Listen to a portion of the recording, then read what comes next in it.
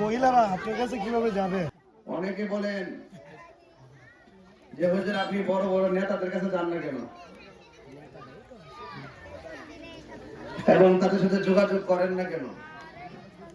আমি বলি যে একটি নেতার ভোটে প্রতিনিধি হয় না, মুক্তাদি ছাড়া ইমাম হওয়া যায় না,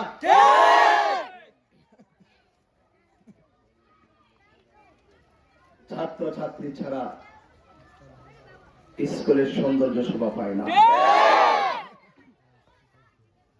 শ্রোতা মন্ডলী ছাড়া বক্তা হওয়া যায় না, এবং শ্রোতা মন্ডলী ছাড়া ওয়াজের মাঠ শোভা পায় না।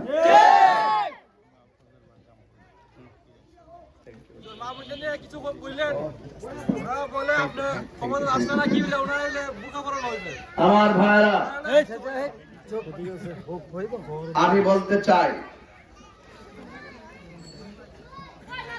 ভোটাররা এই সমাজের বড় শক্তি।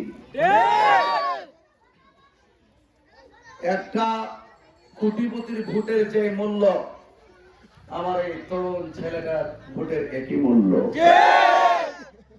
আর তরুণরা জাগলেই বাংলাদেশ জাগে, আপনাকে মানতে হবে।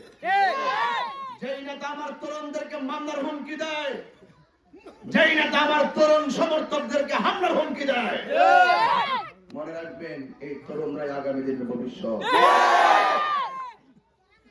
তাদেরকে দাবি রাখা যাবে না। মোমবাতির প্রতীকে যদি আপনারা আমাকে জয়যুক্ত করতে পারেন। আচ্ছা, আমার আগে অনেক নেতৃবৃন্দ ছিল কিনা? অনেক নেতারা ছিল কিনা? অনেকে আমাকে বলেন তাইরি সাহেব মাধবপুর চুনাঘাটের জন্য কি উন্নয়ন করছেন? কয়নি কয়নি এই কথাটা আমার না কইয়া যারা উপজেলার দায়িত্ব ছিল, যারা বিভিন্ন পদ পদবিতে ছিল, তাদেরকে জিগাইনি যে আপনারা যে পৌঁছাইতে আইসুন কিতা করছেন, ঠিক আছে? আমার এমন ভাবে কয় মনে হয় আমি স্বরাষ্ট্রমন্ত্রী ছিলাম। যারা ছিল তাদেরকে জবাব দিতে হবে। তবে আমি এতটুকু বইলা দিয়া যাই, যদি আল্লাহ যদি আমাকে দয়া করেন, এই বাখননগরের যে রাস্তা দেখলাম এবং কয়েকটা গ্রামের দিকে পুরাই খোলা, কত গুরুত্বপূর্ণ এলাকাগুলোর সংযোগ আমাদের মেইন রোডের সাথে, বুক ঢকাইপা উঠলো না যে এতগুলো মানুষ অসুস্থ হলে যায় কিভাবে, একটা বিপদে বলে রাত্রে নিষেধে যায় কিভাবে। একটি কত সুন্দর হাইওয়ে রোডের পাশে মাত্র 4-5 কিলোমিটার হবে না, এই জায়গাটার ভিতরে যদি কাজ করা না হয়, তার মানে বুঝতে হবে তারা ডলার খেয়ে কালার পাল্টেছে। আশ্বাস শুনতে শুনতে শুনতে শুনতে মানুষ তিক্ত হয়ে গেছে। এই জন্য আমার অনেকে বলে যে আপনি স্কুল, মাদ্রাসা, কলেজ, রাস্তাঘাট করার ওয়াদা দেন।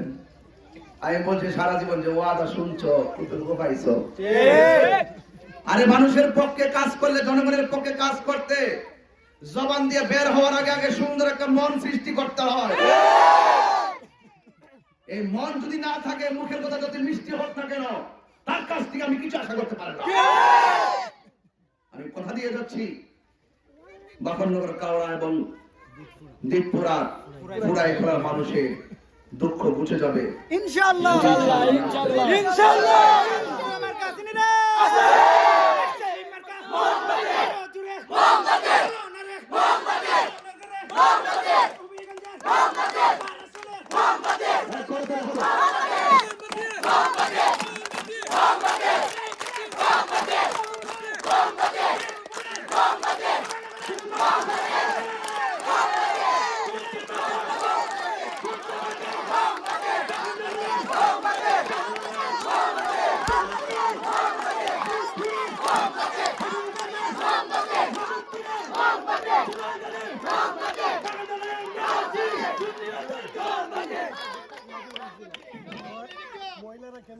আমার ভাইরা,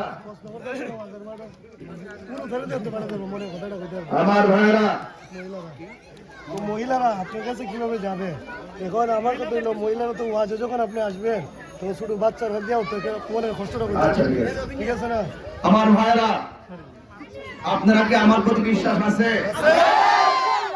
যদি থাকে এবার একটা বিপ্লব ঘটাই দিবেন। টেহাওয়ালারা, পয়সাওয়ালারা, ক্ষমতাশীলওয়ালারা একটু দেখাই দিতাম কাম কাম করে না। আর শুধুমাত্র নিজের কাম করলে চলে না, জনগণের ভোট নিয়ে জনগণের কাম করুন লাগে, কথা কোন ঠিক না? এই জন্য আপনাদের সকলকে অনুরোধ করব, আপনারা সবাই আগামী 12ই ফেব্রুয়ারি সকাল সকাল গিয়ে মোমবাতি মার্কায় ভোট দিবেন।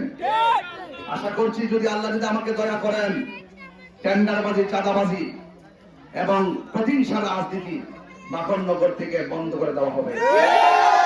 ভালোবাসার ভিত্তিতে আর সম্প্রীতির ভিত্তিতে সমাজ গঠন করা হবে ইনশাআল্লাহ। গরিব দরিদ্র কোনো বৈষম্য থাকবে না, বৈষম্য মুক্ত একটি সমাজ গঠন করা হবে। এবং আপনার যে নিরাপত্তাহীনতায় ভুগেন এই দেশের সনাতন ধর্মীরা যারা আছেন প্রত্যেককে আমি আশ্বস্ত করে যাচ্ছি, এই মাদকপুর চোরারঘাট হবে সম্প্রীতির মডেল। যারা বাংলাদেশ এই আসনকে ফলো করবে ইনশাআল্লাহ। সবাই ভালো থাকবেন, আমার জন্য দোয়া করেন।